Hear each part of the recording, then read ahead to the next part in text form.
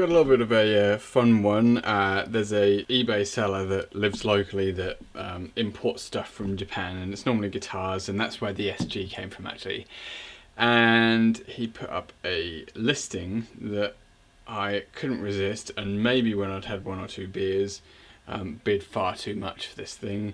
The price of these things has gone absolutely crazy, just kind of like the Juno 106. You know, these probably you could buy for a few $100 not that long ago. Average price for a working decent one is about 1,000 Australian dollars now, and this is not a decent working one. It's come from Japan, so it's 110 volt. I've never even tried plugging it in. He plugged it in and, you know, nothing happened basically, so I will take his word for it on that one. And realistically, we just have to go through it really logically and hope that the expensive bits like the MN3002 bucket brigade delay chip are not dead, because you know that will quickly spiral the cost of things. Everything is present correct apart from this switch, which we'll investigate shortly. The lead is extremely short. There's no way that this is the original lead, but these are just awesome sounding pedals. I'm hoping I can bring myself to sell it once, if and when I fix it. On the back, you got your outputs, so it's mono and a stereo output, and your input jack. Notice that the input jack is on the wrong side for an effects pedal. That's kind of interesting, but you know, these were mid-70s in kind of effects pedals. I guess the conventions hadn't been set by that point. The thing that is of concern is if you look underneath on it and all around the perimeter, you'll see that it's rusty, which means water, which is obviously bad for electronics. But what's interesting is when you open it up, yes, this plate is super rusty, which again is concerning and may mean lots of things are dead. But the PCB is actually on a riser. So I have had this open. If I just undo that one remaining screw that's holding the PCB on, hopefully you can see that that's actually in really good condition. Most notably this area here, which is where the fabled MN3002 is found. Now I have found one of these on eBay. It's a new old stock one. It's quite interesting because it's still in its Radio Shack packaging with its price of $20 on the packaging. That's not how much the seller is selling it for. He is selling it for 10 times that. So that's why I hope that that's not broken. Now, the missing switch, which is the high-low input switch, is actually behind this, what looks like a band-aid, but is actually just a really old piece of tape. So it hasn't fallen off, it just broke. So the first port of call is actually to take this 110 volt transformer off. The new seller will get that with the sale.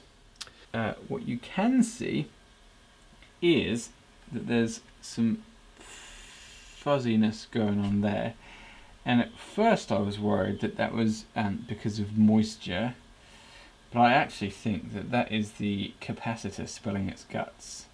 But you know, these things are not expensive, and I think it would be remiss of us not to just replace them.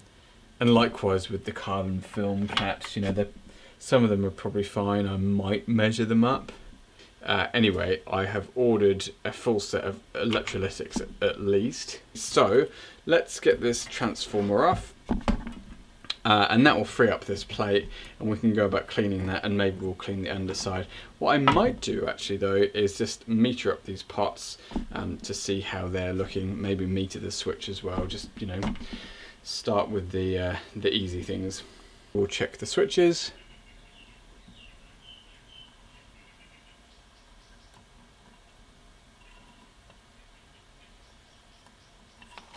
That's not a good sign. So that switch is knackered. We might be able to clean that up and get it working.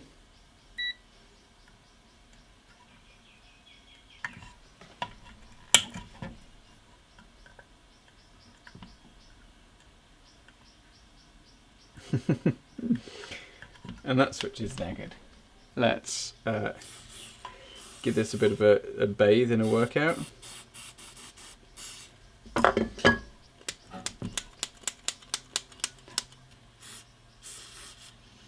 One more time for good measure. That actually feels a bit freer. Yep. Yep. And then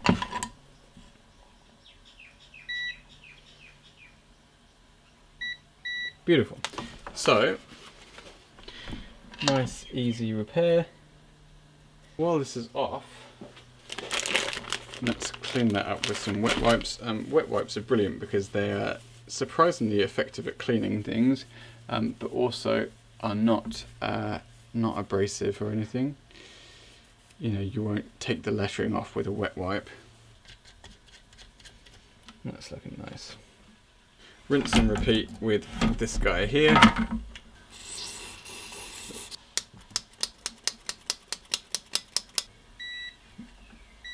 Yes.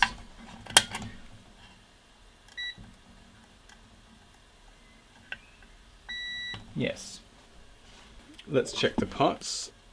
So this should be 100K.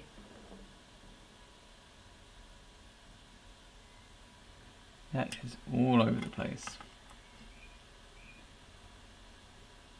This should be 50K.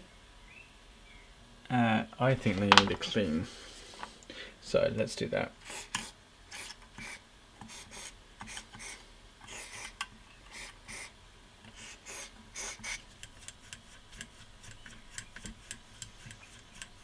And they're turning freely. Let's go through these one by one and just take them off, measure the pots with nothing connected, and put them back on. Alright, so that's measuring 44K and it should be 50K, so it's, you know, slightly outside of the 10%, but not that far. That's cool. 8.74K, which is again within range.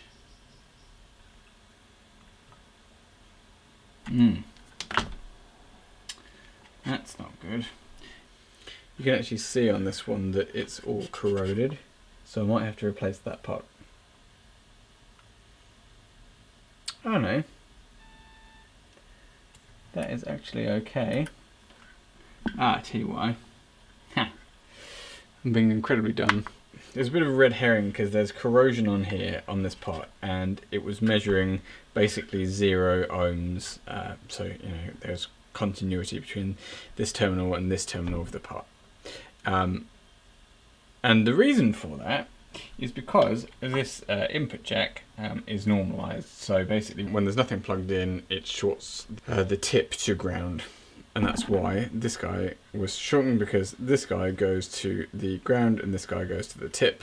And there you go. So now that I've taken that off, when I measure it up, we get 50K almost exactly.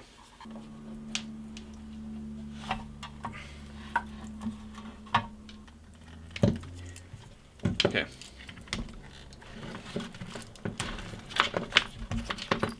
Take that one and throw that in the bin.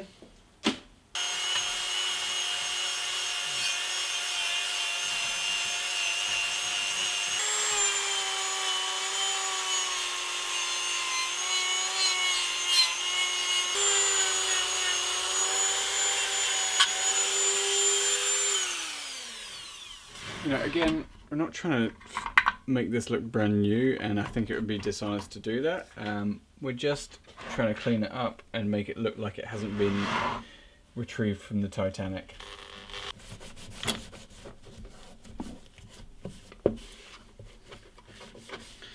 The guy I bought it off said that it wasn't powering on.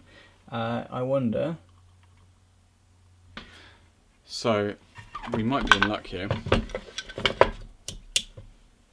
Part of the reason it wasn't powering on is because this switch is dirty and needs a really good clean. Yep, and then switch it the other way. Okay, cool. Let's clean this plate up then.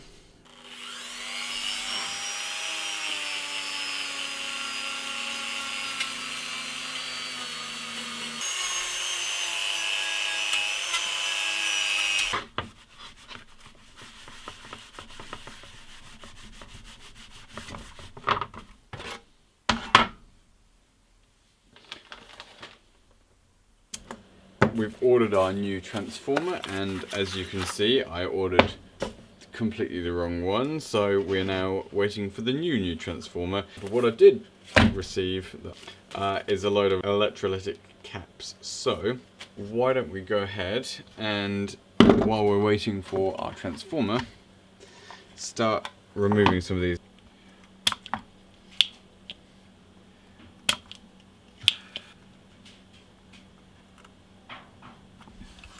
So we'll stick him in there. And then we'll flip the board over.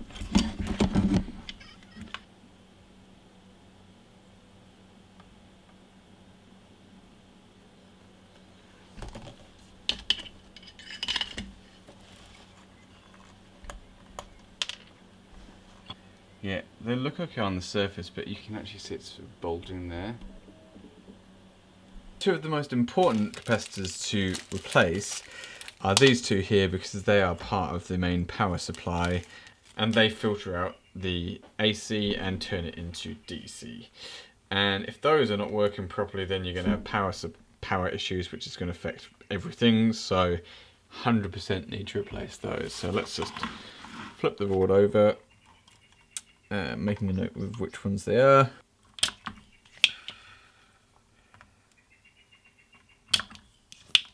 Okay, so final cap then. This is very exciting. Stick there.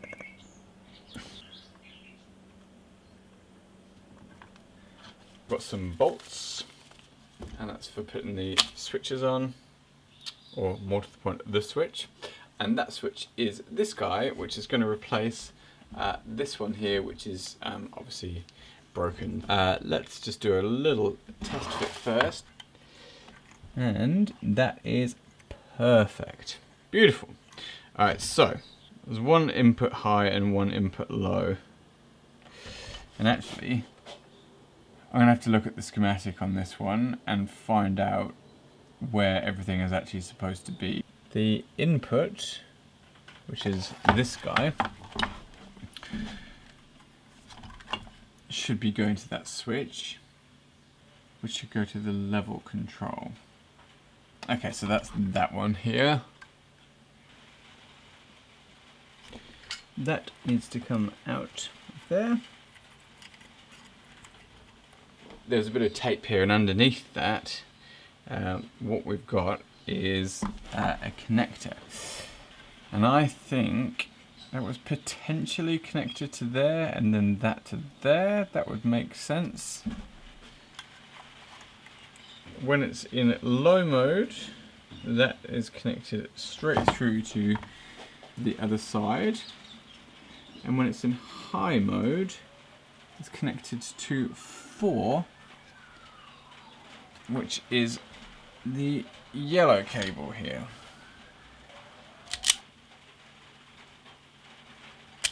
I'm hoping there's no more sinister reason for this alteration that they've made, other than the switch broke and they couldn't be asked to fix it, so they bypassed it. Okay, cool. And then the other side of that needs to go to pin 3 of that, which is where it was previously, which is brilliant.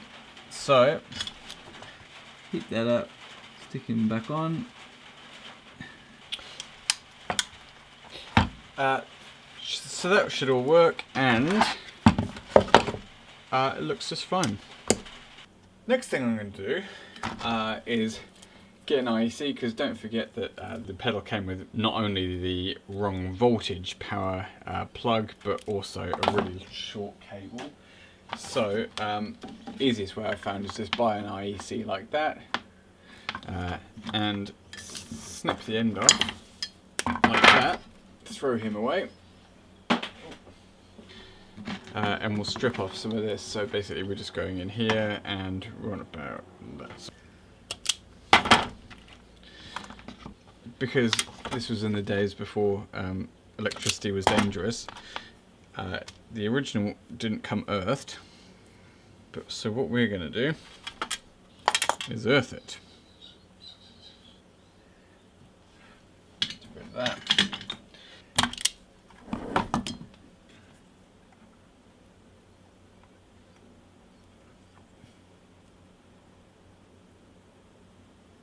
I think realistically all we can do at this point is start pilling it all back together. I've installed this transformer. I've actually flipped it around the other way and had to separate these wires out because the terminals are slightly different to the ones on here because they come out the top, so they clear the PCB, whereas these ones were fouling on it. And I've put my grounding strap here, so that's sort of coming in from the IEC. I snipped the end off. So if all of a sudden the chassis becomes live, it'll go straight to ground. So I think that was a worthwhile little modification.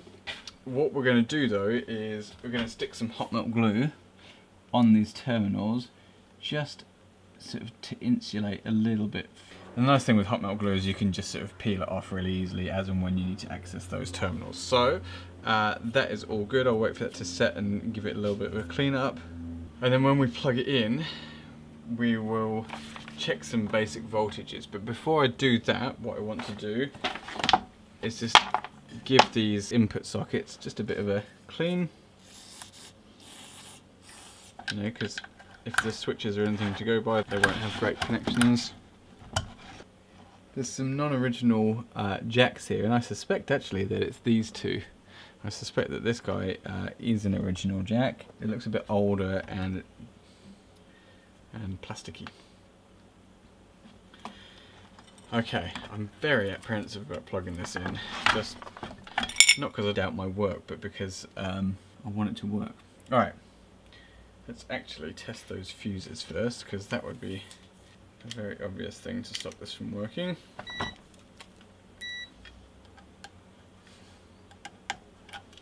Of course, those fuses are either both dead or have bad connections. That is definitely dead, and that's definitely dead as well. Interestingly, the diagram says that there should be half amp fuses, and these are quarter amp fuses. Well, some very good news. I've just plugged her in, and by and large, she's working. Everything is pretty much in order. There's just a couple of things.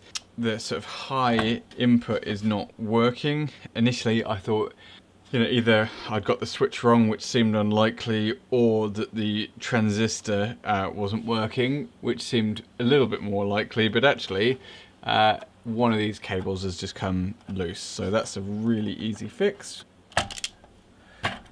One of the LEDs isn't working. It's essentially the effect on, effect off LED. So I need to get that sorted. I've ordered some more LEDs preemptively, but what I've got to do is check the voltages to the LEDs first, because it could be, you know, loose cable or some other issue elsewhere. The LED in question is this guy here. So I've had a bit of an interesting revelation. The LED I thought was broken. It doesn't do what I expected it to do. Now obviously the LED above the on-off switch, you could be forgiven for thinking would be the thing that gives you the indication of the status. But that's not actually the case in this instance. What it is a peak level indicator, as it actually says on the schematic. As you can see here, it says peak level. So basically it's to do with the preamp, and I'm guessing it just like flashes when you hit the preamp hard. You know, because these weren't designed to be distortion pedals, they were designed to be run clean, I'm guessing. But people discovered that they sounded glorious when driven.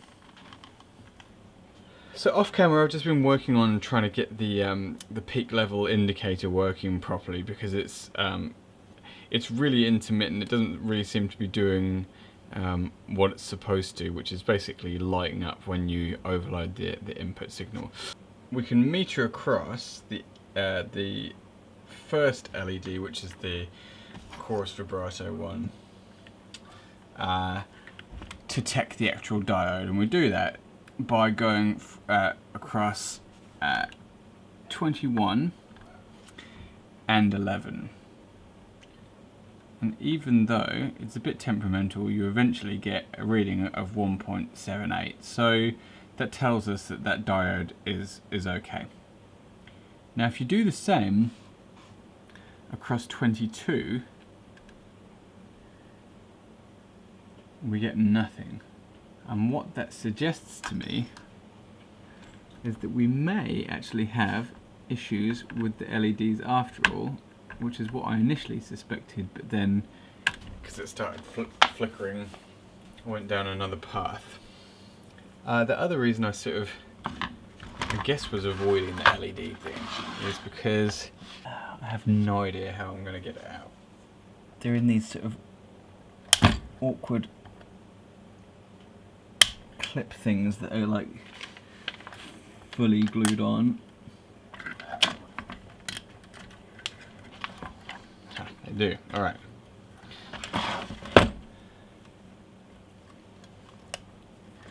You've got all the silicon stuff in here.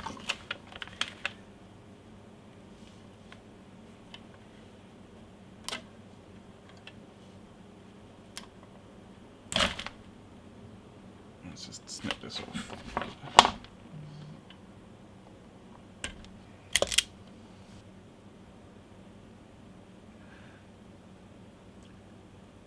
So what I ended up doing, because the LED was sort of like floating around in here, I ended up just hot melt gluing this in the thing, and you know, yes, it makes it harder to remove, but actually it was the only way to get it to fit in there properly, because this, I reckon, is like 3.5, 4 mil, and this is a 3 mil LED.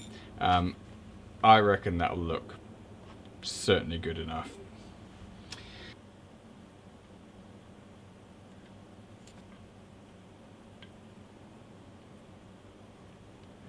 Beautiful.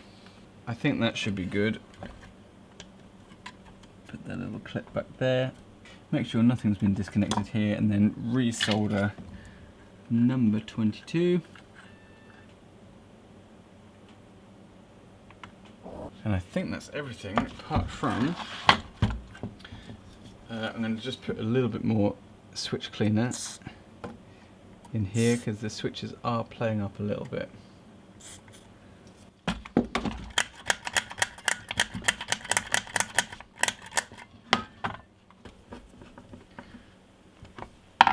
Okay. I'm going to leave it at that. In theory, we're done. I'm going to give it a test and see what it sounds like.